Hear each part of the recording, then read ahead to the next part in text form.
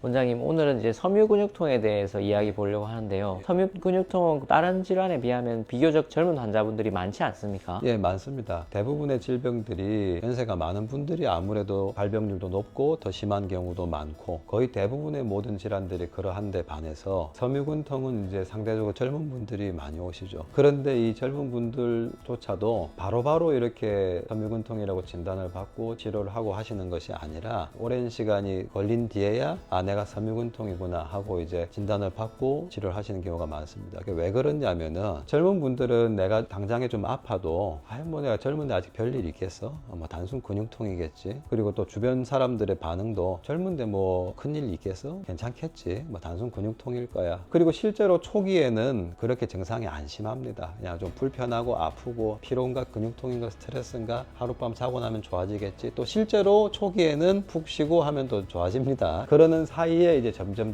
병들어서 증상이 더 심해져서 너무 힘든데 일을 좀 쉬어야 되나? 그러면서 이제 여기저기 이제 병원을 돌다가 마지막에 이제 오랜 시일이 지난 뒤에야 섬유근육통이다 이렇게 진단받고 오시는 젊은 분들이 많으시죠. 3차 신경통이나 이제 말초신경병증 같은 경우는 딱 이 병이다. 이제 병원에서 진단을 분명하게 받고 오시는 경우가 많은데 섬유근육통 환자분들을 보면 진단을 받고 오시는 경우도 있지만 진단은 아직 안 받았는데 환자분이 스스로 자기 증상을 인터넷에 찾아보거나 해보고 나 이게 섬유근육통 아닌가 이렇게 스스로 이제 자가 진단을 내리고 오시는 경우도 많지 않습니까? 예, 맞습니다. 실제로 이제 저희 한의원 찾아오시는 환자분들은 거의 한 반반 50대 50 정도 비율인 것 같습니다. 두 경우도 치료를 잘 해야 하는데요. 일단 첫 번째 진단명을 받고 오신 분 같은 경우는 이미 시일이 좀 많이 지난 경우가 많습니다. 초기에 치료가 잘 들어갔으면 훨씬 빠르게 나으실 수 있었을 텐데 병명이 뭔지 모르겠다 하니까 계속 검사만 하다가 혹은 이제 어느 과에 가냐에 따라서 진단명이 바뀌기도 합니다. 그러면서 이제 몸은 점점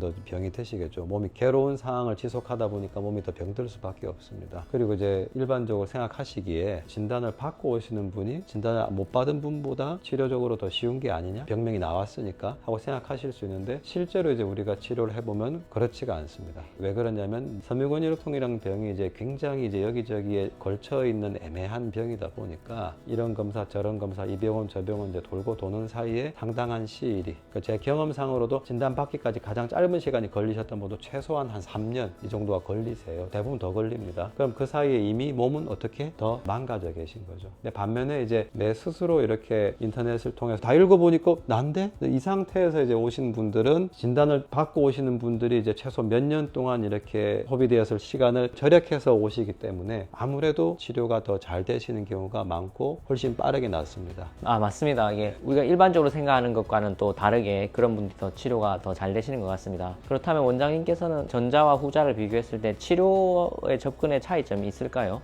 예. 아무래도 이제 차이점이 있죠. 진단명을 받고 오신 분 같은 경우는 이제 증상이 뭐 더 심하시고 이제 그런 것도 있지만은 이제 몸이 에너지가 이제 많이 고갈이 되어 계세요. 근육량도 많이 줄어들고 맥상도 굉장히 허해져 계신 경우가 많고요. 그런 점을 이제 조금 더 고려해서 치료를 하는 것이 이제 핵심이 되고 진단명을 받지 않고 바로 오신 분 같은 경우는 이제 정밀하게 보는 게 일단 중요합니다. 많이 괴롭지만은 병명은 섬유근육통이 아닐 수 있지 않습니까? 그래서 이제 정확한 진단 이게 첫 번째 그리고 이제 두 번째는 오래된 섬유근통 환자분들 그러니까 진단을 받기까지 시일이 오래 걸린 섬유근통 환자분들은 사실 멀쩡한 게 거의 없습니다. 예. 대부분의 이제 섬유근통 평가 척도들이 다 안 좋음이기 때문에 안 좋음인데 반면에 이제 좀 일찍 찾아오신 분들은 패턴이 있습니다. 이분은 수면이 더 핵심이 된다. 이분은 피로감이 더 핵심이 된다.